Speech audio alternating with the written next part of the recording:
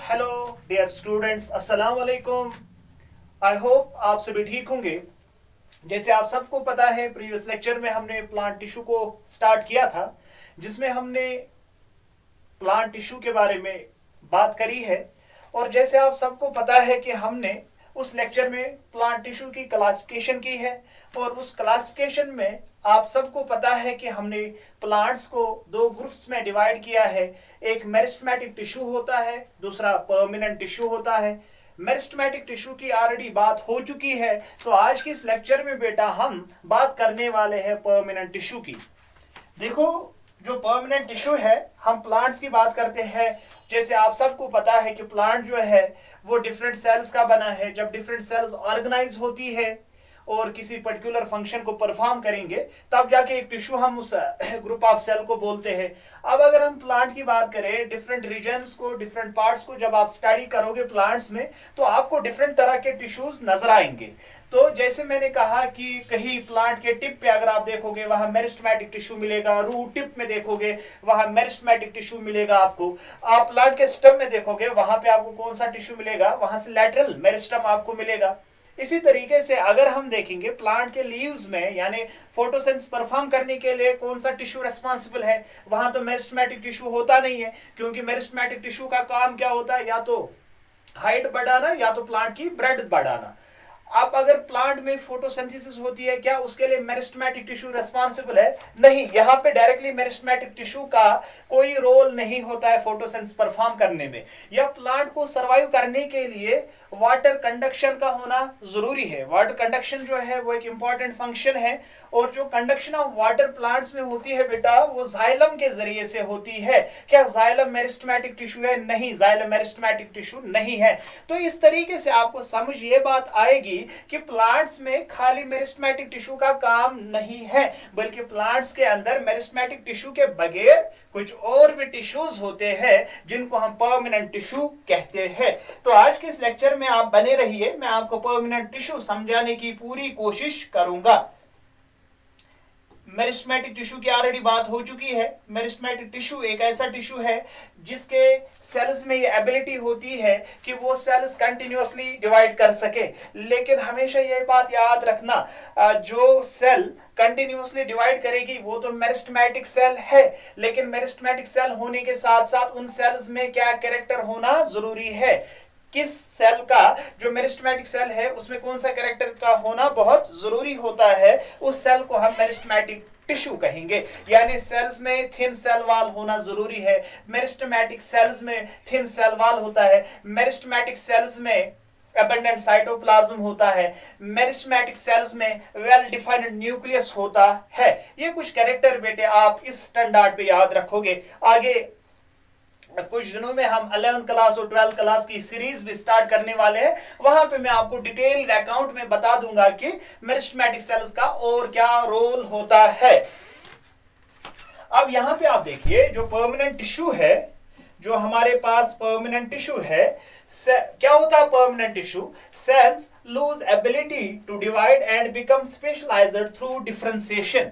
यानी meristematic cells अभी तक डिवाइड कंटिन्यूअसली करती थी, लेकिन अब वही मेरिस्टेमेटिक सेल्स जो है, कुछ मेरिस्टेमेटिक सेल्स कन्वर्ट हो जाती है परमानेंट सेल में। वो कैसे कन्वर्ट हो जाएंगे? देखो, अब हम मेरे पास अगर ये दो सेल्स है या चार सेल्स हम कंसीडर करेंगे, अगर इन चार सेल्स ने डिवाइड कर लिया तो कितनी सेल्स बनेंगी? 8 सेल्स बनेंगी ना।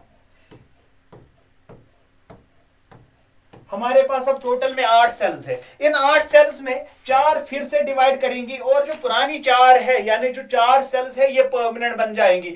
यानी ये 4 सेल्स फिर से डिवाइड कर लेंगी, तो इन सेल्स को हम फिर से मेरिस्टेमेटिक टिश्यू बोल सकते हैं। और ये सेल्स जो है, जो बाकी 4 सेल्स है, ये चाहते हैं कि नहीं, हम डिवीजन नहीं बल्कि हम कोई और एक्टिविटी परफॉर्म करेंगे। तो क्या इन सेल्स को भी मेरिस्टेमेटिक सेल या मेरिस्टेमेटिक टिश्यू कहा जाएगा? नहीं, इन सेल्स को हम मेरिस्टेमेटिक टिश्यू या मेरिस्टेमेटिक सेल नहीं कहेंगे, क्योंकि ये डिवाइड नहीं करते, बल्कि डिवाइड यानी सेल डिवीजन के बिना चाहते हैं कि हम किसी और फंक्शन में पार्टिसिपेट करेंगे, यानी अब ये डिवीजन नहीं करेंगे, यानी प्लांट के कोई सेल्स जो है वो डिवीजन की एबिलिटी को खो देते हैं और चाहते हैं कि हम कोई और फंक्शन परफॉर्म करें, क्योंकि डिवीजन ही जरूरी काम नहीं है। डिवीजन के बगैर प्लांट को सस्टेन करने के लिए, यानी प्लांट को जिंदा रहने के लिए बाकी एक्टिविटीज का भी होना जरूरी है। जैसे फोटोसिंथेसिस होती है प्लांट में, उसके लिए मेरिस्टेमेटिक सेल का नहीं बल्कि परमानेंट सेल का होना जरूरी है। अब अगर सेल कंटिन्यूअसली डिवाइड करेगी, अगर प्लांट के अंदर मेरिस्टेमेटिक टिश्यू है या सारी सेल्स मेरिस्टेमेटिक है, भाई फूड कौन बनाएगा? प्लांट में फोटोसिंथेसिस कौन करेगा? प्लांट्स में एब्जॉर्प्शन ऑफ वाटर कौन करेगा? या प्लांट में बाकी ट्रांसपायरेशन प्रोसेस, जितने भी प्लांट के अंदर डिफरेंट एक्टिविटीज है, रेस्पिरेशन कौन करेगा? या हार्मोनल कंट्रोल जो प्लांट्स के अंदर होता है, उसके लिए परमानेंट सेल्स का होना बहुत जरूरी है। इसीलिए आप कहोगे, आप हमेशा याद रखोगे कि प्लांट के अंदर खाली मेरिस्टेमेटिक नहीं बल्कि परमानेंट सेल्स भी होती है। और परमानेंट सेल्स कैसे बनती है? पहले आपने याद रखना, मेरिस्टेमेटिक सारी होती है जब एक एम्ब्रियोनिक स्टेज होता है प्लांट में, सीड वाला स्टेज, वहां पे सारी सेल्स डिवाइड करती है और डिवीजन करने के बाद फिर कुछ सेल्स जो है वो स्पेशलाइज्ड बन जाती है, यानी फूड को स्टोर करेंगी, लीव बनने का काम करेंगी या कोई और काम कर लेंगी। ठीक, फिलहाल के लिए आप याद रखिए, जो परमानेंट टिश्यू है इसको हमने दो ग्रुप्स में डिवाइड किया है। एक है सिंपल परमानेंट टिश्यू और दूसरा है complex permanent tissue. Simple permanent tissue के तीन टाइप्स है। सिंपल परमानेंट टिश्यू के तीन टाइप्स है बच्चा, एक है पैरेन्काइमा, दूसरा है कोलेनकाइमा और यहाँ पे और एक टिश्यू है जिसका नाम है स्क्लेरेन्काइमा। अगर कॉम्प्लेक्स टिश्यू की बात करें तो यहाँ पे दो टाइप्स है, एक है जाइलम, दूसरा है फ्लोएम। परमानेंट टिश्यू को हमने दो ग्रुप्स में डिवाइड किया है, एक है सिंपल परमानेंट टिश्यू, दूसरा है complex permanent tissue. Simple permanent tissue एक ऐसा टिश्यू होता है जो सिमिलर काइंड ऑफ सेल्स का बना होता है, और कॉम्प्लेक्स परमानेंट टिश्यू एक ऐसा टिश्यू होता है जो डिसिमिलर सेल्स का, जो dissimilar in shape, size, dissimilar cells का बना होता है। कॉम्प्लेक्स टिश्यू यानी सारी सेल्स जो है वो एक ही शेप की नहीं होती है, जो सेल्स होती है उनकी डिफरेंट शेप होती है। और यहाँ अगर पैरेन्काइमा की बात करें, सारे पैरेन्काइमा सेल्स एक जैसी होती है। कोलेनकाइमा की बात करें, सारे कोलेनकाइमेटस सेल्स सिमिलर होती है। और स्क्लेरेन्काइमा की अगर बात करें तो सारे स्क्लेरेन्काइमा सेल्स एक जैसी होती है। तो अब ये सिंपल परमानेंट टिश्यू होता क्या है? जैसे मैंने आपको कहा, सिंपल परमानेंट टिश्यू जो है, अगर ये एक सेल है, अगर पैरेन्काइमा की बात करें तो सारी सेल्स इस तरह की होंगी, कोई सेल पैरेन्काइमा में ऐसी नहीं हो सकती। ये चीज याद रखोगे आप, ये चीज याद रखोगे कि सिंपल परमानेंट टिश्यू का मतलब जैसी एक सेल है वैसी सारी होंगी, और इस टिश्यू को आप क्या बोलोगे? पैरेन्काइमा। इसी तरह से अगर मैं बात करूं, जो कोलेनकाइमा है वो सेल्स जो है वो काइंड ऑफ हेक्सागोनल होती है, यानी यहां इंटरसेलुलर स्पेस नहीं होती है। जैसी एक ये सेल है, कोलेनकाइमेटस सेल है, वैसी ये भी है, वैसी ये भी है। इसी तरह से प्लांट के अंदर जहां जहां कोलेनकाइमा प्रेजेंट होगा सारी सेल सिमिलर होगी, यानी एक सेल अगर हेक्सागोनल है, कोई सर्कुलर नहीं हो सकती है, कोई ओवल नहीं होगी, सारी सेल्स की जो शेप है वो सिमिलर होती है। वैसे टिश्यू को हम कोलेनकाइमा या सिंपल परमानेंट टिश्यू। अब अगर हम स्क्लेरेन्काइमा की बात करें, वहां की जो सेल्स है वो इस तरह की होती है, काइंड ऑफ जो इनके एंड्स होते हैं इनमें टैपरिंग होती है, बीच में ये ब्रॉडर ल्यूमिन होता है और एंड्स पे इनका नैरोवर ल्यूमिन होता है।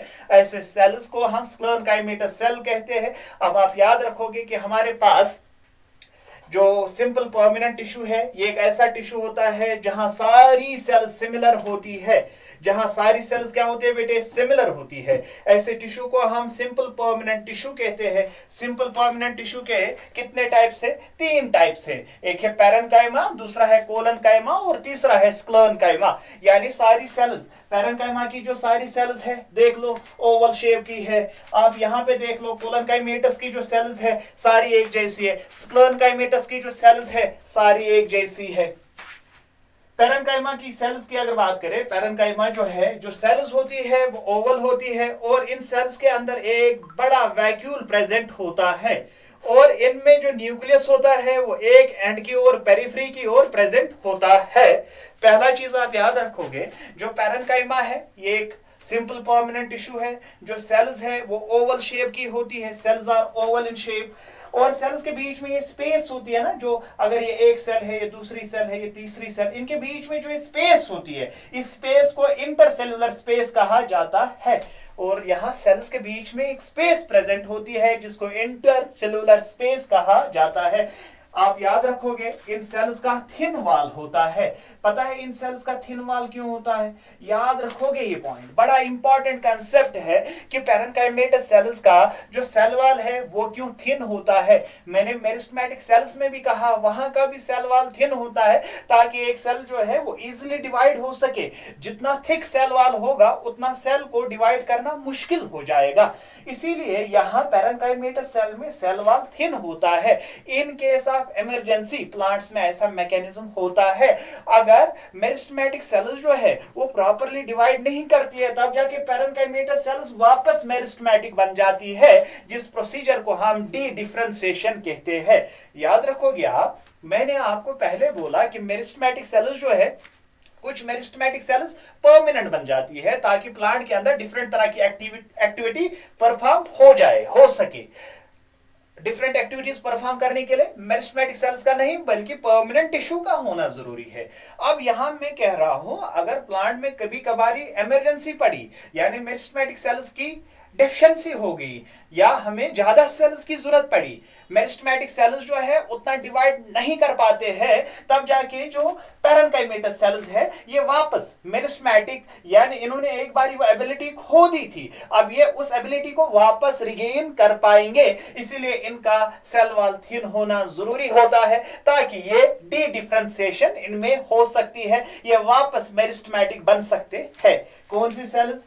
Parenchymatous sales. इसके बाद आप याद रखोगे, थोड़ा सा इसका डिस्क्रिप्शन यहाँ पे हमने लिखा है। पैरेन्काइमा जो है ये एक बड़ा इंपॉर्टेंट टिश्यू है, क्लास 11th में भी आपको पढ़ना है और नीट में भी इस पैरेन्काइमा के हवाले से एमसीक्यू पूछा जा सकता है। कोई क्वेश्चन तो आपको पूछा जा ही सकता है। किसके हवाले से? पैरेन्काइमा के हवाले से। पैरेन्काइमा जो है ये लिविंग सेल्स होती है, एक लिविंग टिश्यू होता है। लिविंग टिश्यू होने का मतलब क्या है? यानी अगर ये एक सेल है, ये दूसरी सेल है, अगर इन सेल्स के बीच में, इन सेल्स के लिविंग होने का मतलब है अगर इन सेल्स के बीच में एक्सचेंज ऑफ आयन होता है, एक्सचेंज ऑफ मटेरियल होता है, तो उसका मतलब सेल्स लिविंग है। उसका मतलब है सेल्स लिविंग है। उसका मतलब क्या है भाई? सेल्स, अगर ये एक सेल है, ये दूसरी सेल है, इनके बीच में यहां से वाटर आएगा, यहां से कोई और चीज वापस चला जाएगा, यानी एक्टिवली ट्रांसपोर्टेशन इनमें परफॉर्म होता है। जिन सेल्स में ट्रांसपोर्टेशन होता है, एक्टिवली ट्रांसपोर्ट होता है, तो उन सेल्स को हम लिविंग कहते हैं। और जिन सेल्स का वॉल थिक होता है और इस थिक वॉल के जरिए से किसी चीज का एक्सचेंज नहीं होगा, यानी ना कोई चीज बाहर जा सकता है और ना कोई चीज अंदर आ सकता है, ऐसी सेल्स को हम डेड सेल्स कहते हैं। यहाँ पे पैरेन्काइमा जो है ये एक लिविंग टिश्यू होता है। सबसे पहली बात ये याद रखोगे कि जो सेल्स है वो एक्टिवली किसमें पार्टिसिपेट करते हैं? ट्रांसपोर्टेशन में। सेल्स जो है वो एक्टिवली ट्रांसपोर्टेशन में पार्टिसिपेट करते हैं। और सेल्स के बीच में इंटरसेलुलर स्पेस होती है, जैसे मैंने अभी आपको यहाँ पे दिखाया है, ये स्पेस है। सेल्स के बीच में क्या चीज प्रेजेंट है? ये स्पेस है, ये स्पेस है। यहां से जितनी भी ये स्पेसेस होती है, इन स्पेसेस को हम इंटरसेलुलर स्पेस कहते हैं। पहला पॉइंट, सेल्स लिविंग होती है, सेल्स के बीच में इंटरसेलुलर स्पेस होती है, और सेल वॉल जो है वो क्या होगा?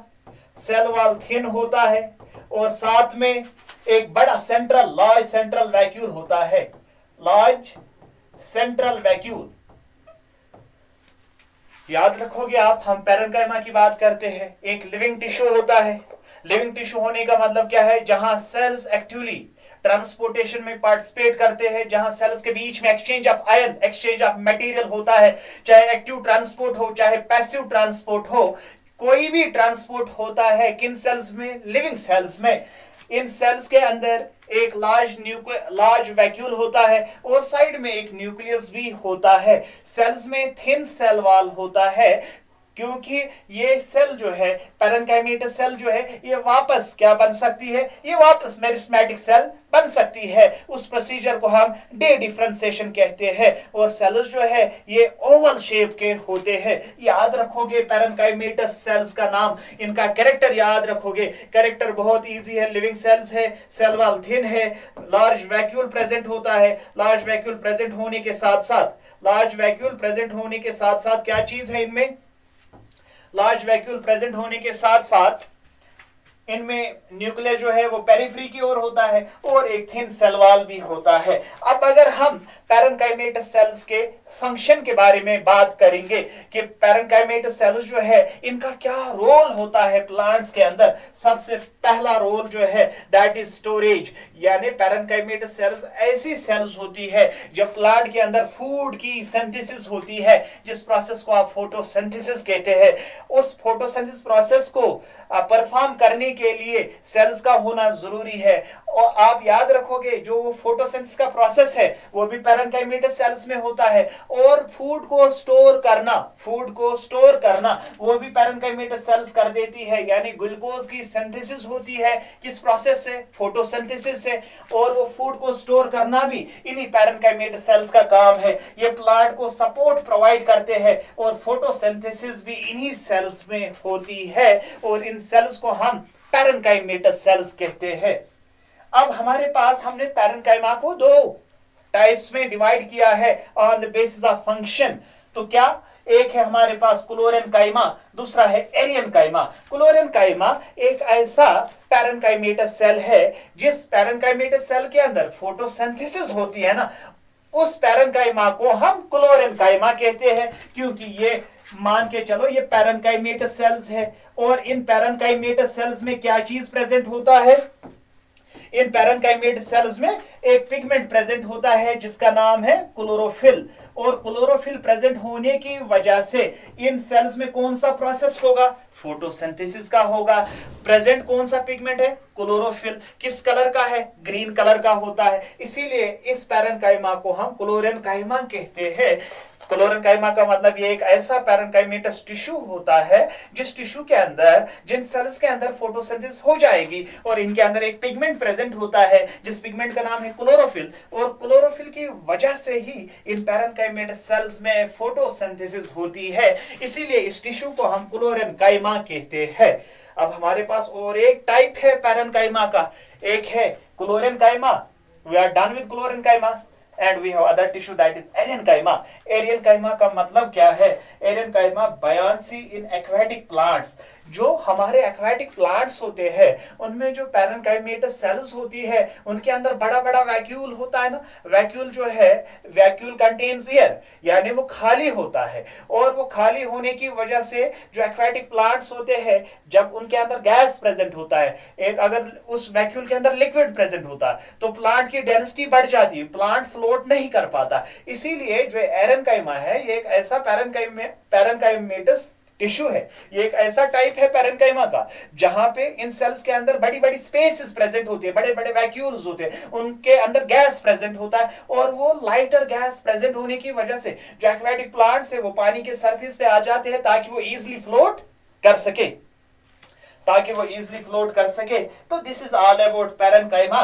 इसके बाद हमारे पास और भी एक दो टिश्यूज है, like we have chlorenchyma and chlorenchyma के बाद हम we have collenchyma and collenchyma के बाद हमारे पास स्क्लेरेन्काइमा है, उसके बाद जाइलम फ्लोएम है, उसके बाद एनिमल टिश्यू है। ये इंशाल्लाह ये लेक्चर जो है 2-4 दिनों में, 4 लेक्चर्स में, हम 4 वीडियोस में हम इस लेक्चर को कंप्लीट करने वाले हैं। और कुछ ही दिनों में हम इंशाल्लाह 11-12 का भी जो सिलेबस है, बायोलॉजिकल क्लासिफिकेशन मैंने स्टार्ट किया था, अब उसके बाद जितना भी है मॉर्फोलॉजी, एनाटॉमी वगैरह वो हम आने वाले कुछ दिनों में स्टार्ट करने वाले हैं। जितना मैंने आज के इस लेक्चर में पढ़ाया है इस चीज को बेटे ध्यान से समझो ताकि कल को आपको ये आगे जाके काम आएगा। चले, अल्लाह हाफिज, फी अमानिल्लाह। अल्लाह हाफिज बच्चों।